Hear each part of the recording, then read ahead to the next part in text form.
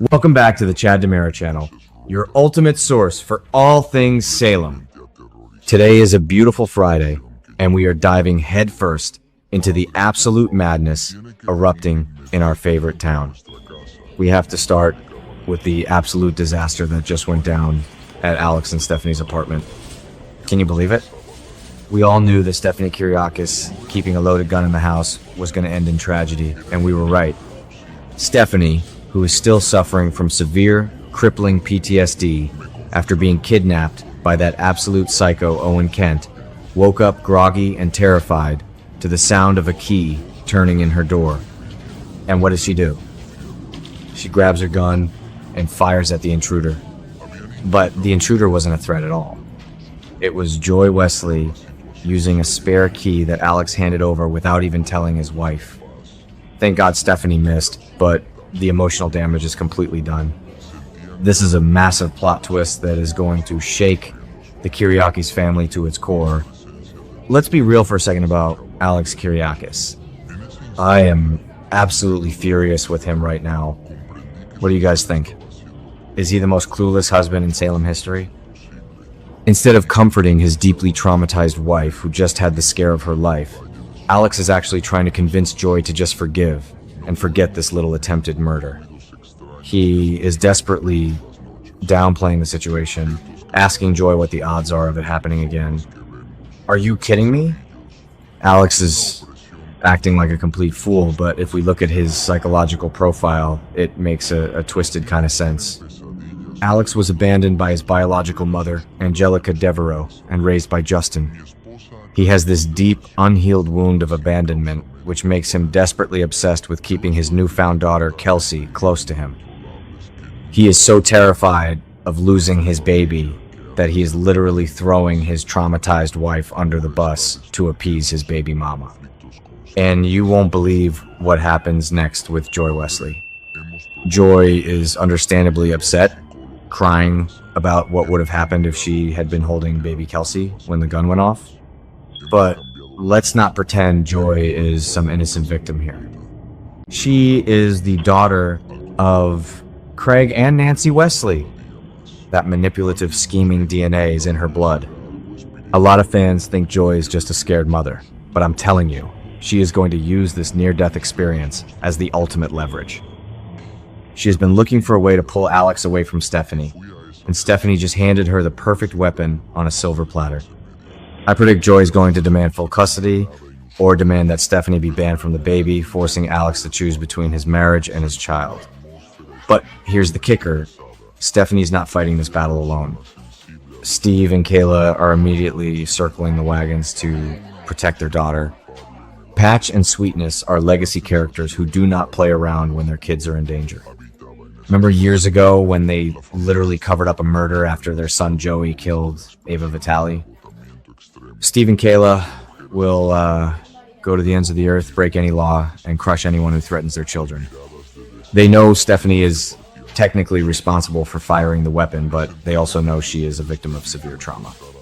They are going to fight Joy, Alex, and the entire Salem Police Department if they have to.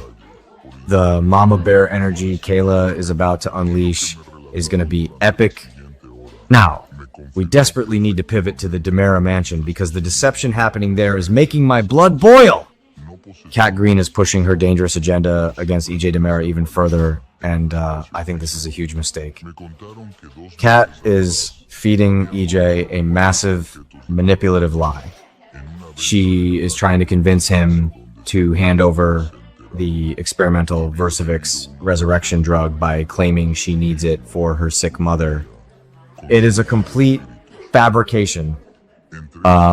She is playing on EJ's vulnerability and his bizarre affection for her to steal DiMera family property. I absolutely despise what Kat is doing right now. And it gets even worse when you look at the bigger picture. Kat and Rafe Hernandez don't want this miracle drug ending up on the black market, which makes sense, but their grand solution is to hand it over to the government. They want the feds to reverse engineer Dr. Wilhelm Rolf's resurrection serum. That is crazy. Giving the government access to DiMera mind control and resurrection technology is a recipe for absolute disaster. Have they learned nothing from the history of Salem? EJ is a villain, yes, but he is our villain, and that technology belongs to the DiMera legacy. When EJ finds out that Kat is an undercover ISA operative playing him for a fool, his Stefano-level wrath is going to be apocalyptic. Kat is playing a very dangerous game with a man who literally holds the power of life and death. Speaking of the DiMera legacy, let's talk about my absolute favorite guy in town. The namesake of the Chad DiMera channel is finally getting the screen time and the happiness he deserves. Chad is taking Belle Black, along with his kids, Thomas and Charlotte, to a baseball game. The spoilers are trying to play this off as just a normal, friendly outing, but we all know better. Don't read too much into it. Oh, we are reading everything into it. Chad has been through sheer hell ever since Abigail was brutally murdered. He has suffered so much, especially with that disgusting stunt Kat Green pulled when she pretended to be his dead wife. Chad deserves a fiercely loyal legacy woman by his side, and Belle fits the bill perfectly. Just think about the history here. Belle is the daughter of John Black and Marlena Evans. Chad is the son of Stefano DiMera. This is the ultimate collision of Salem's greatest legacy families. A Chad and Belle pairing is a slow burn romance that has massive power couple potential. They are both single parents, navigating the messy aftermath of broken relationships. Chad is proving what an incredible father he is by prioritizing Thomas and Charlotte, and bringing Belle into that family dynamic at a baseball game is so wholesome and sweet. I am totally on Chad's side here, and I am rooting for him to sweep Belle off her feet and give her the romance she has been missing for years. And while Belle is moving on with Chad, her ex is finally finding his own fresh start. Sean Brady and Jada Hunter are officially heating up. They are finally stopping the agonizing dance of avoiding the obvious and are giving into their chemistry. Sean has been dragged down by the toxicity of his marriage to Belle for way too long. He needs a strong, independent woman like Jada, who is Marcus Hunter's daughter and a brilliant detective. Sean, being the son of Bo and Hope Brady, has that classic Brady heroism, and he and Jada make a fantastic team both personally and professionally.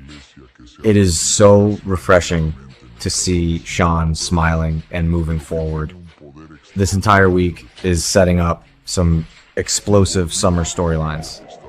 We have Stephanie facing potential criminal charges and the destruction of her marriage, EJ being completely played by an undercover agent, and Chad DiMera rising from the ashes to build a beautiful new life with Belle.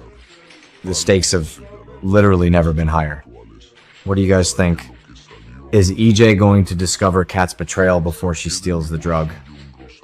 Will Joy successfully destroy Alex and Stephanie's marriage?